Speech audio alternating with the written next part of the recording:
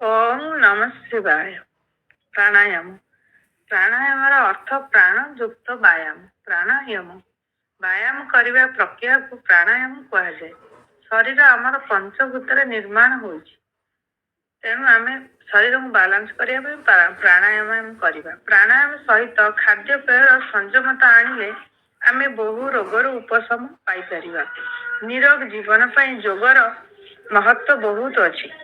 योगर दुईट part, गोटे आसन आ गोटे प्राणायाम। केवल प्राणायाम रे आमे 90% रोग क्योर कर देई परिबा। आउ 10% रोग आमे आसन द्वारा क्योर कर परिबा।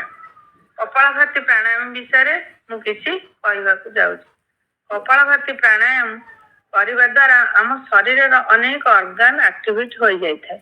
Liver, stomach, lungs, heart, kidney, diabetes cure करिथाए। किडनी रे जदि स्टोन होइथिबो ताकू मध्य बाहर कर देइथाए। गैस्ट्रिक समस्या दूर करिथाए।